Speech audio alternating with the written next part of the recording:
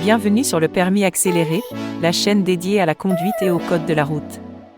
Ici, vous pouvez retrouver aides et astuces sur le permis de conduire. Vous souhaitez progresser et réussir votre examen du code de la route? Vous êtes au bon endroit. Je m'appelle Laura, et ensemble, nous allons réaliser aujourd'hui une série de 10 questions sur le thème du conducteur. C'est parti, attachez vos ceintures. L'indice le plus important est dans la zone A, réponse A. La zone B, réponse B. La zone C, réponse C.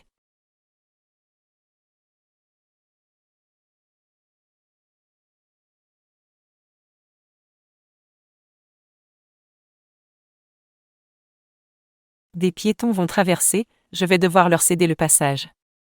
Le cyclomotoriste ne regarde ni la circulation, ni devant lui. Le risque d'accident est important, réponse C. Conduire sous l'emprise du cannabis augmente le risque de somnolence. Oui, réponse A. Non, réponse B. Entraîne un ralentissement de la coordination des mouvements. Oui, réponse C. Non, réponse D.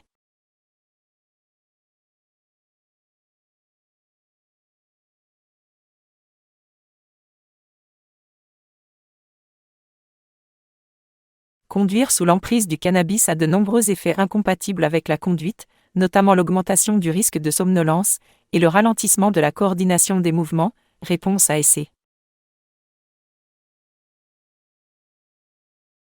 Ce conducteur est correctement placé. Oui, réponse A. Non, réponse B. Augmente le risque d'accident. Oui, réponse C. Non, réponse D.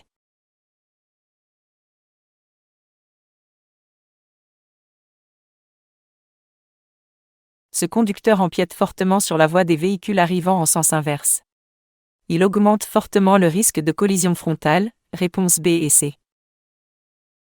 Après absorption d'alcool au cours d'un repas, le pic d'alcoolémie est atteint après environ 15 minutes, réponse A. 30 minutes, réponse B. 1 heure, réponse C.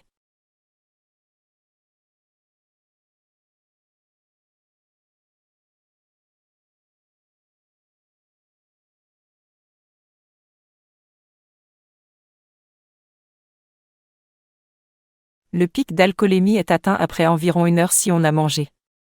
À jeun, ce pic survient seulement après 30 minutes. 2 verres d'alcool suffisent pour atteindre ou dépasser le taux de 0,50 g/litre de sang, réponse C. Dans cette situation, j'allume les feux de croisement, réponse A. Je ralentis, réponse B. J'allume les feux de route, réponse C.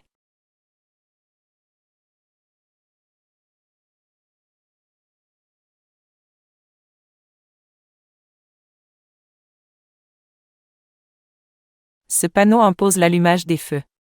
Puisque le tunnel est éclairé, j'allume les feux de croisement. À l'entrée du tunnel, mes yeux vont avoir besoin de plusieurs secondes pour s'habituer à l'intensité d'une lumière plus faible, je ralentis, réponse A et B. Je dépasse le véhicule immédiatement. Oui, réponse A. Non, réponse B.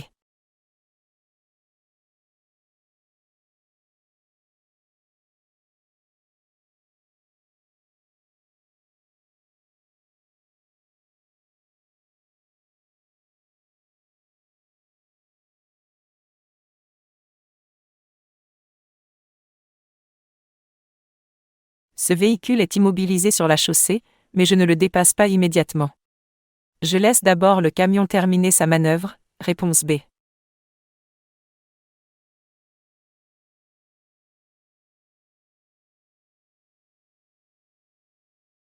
Avoir fumé du cannabis est détectable dans la salive pendant 3 heures, réponse A.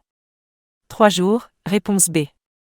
En cas de contrôle positif aux stupéfiants, j'encours un retrait de 6 points, réponse C. Une amende de 4 500 €, réponse D.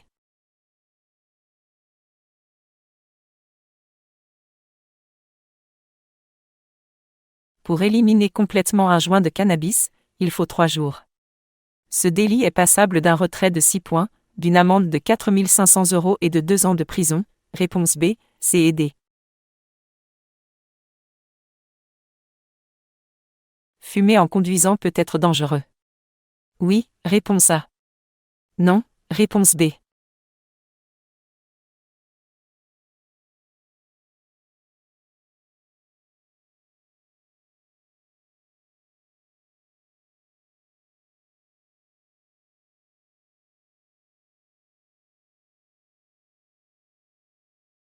Fumer en conduisant distrait le conducteur, ce qui augmente le temps de réaction, et peut générer des situations dangereuses liées à la chute de la cendre par exemple. Réponse A.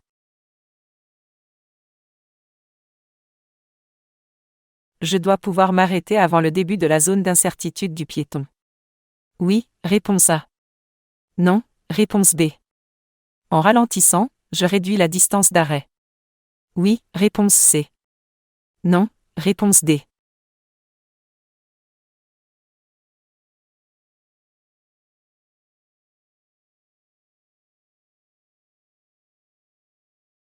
Fumer en conduisant peut être dangereux. Oui, réponse A. Non, réponse B.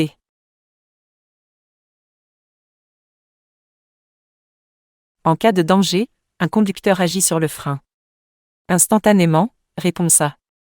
Après 0,5 secondes, réponse B. Après 1 seconde, réponse C.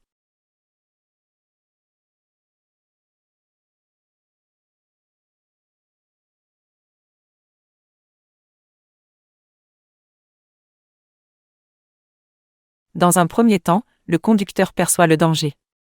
Il l'analyse et donne l'ordre au pied d'appuyer sur la pédale. Il s'écoule en moyenne 1 seconde entre la perception et l'action, réponse C. C'est tout pour aujourd'hui. On se retrouve la semaine prochaine pour une autre série. J'espère que cette vidéo vous a aidé. N'hésitez pas à la partager, à liker et à vous abonner pour plus de contenu. Vous pouvez également vous rendre sur notre site inerisformation.com pour découvrir nos stages permis accélérés auto, moto et bateau, et prendre rendez-vous. À très vite.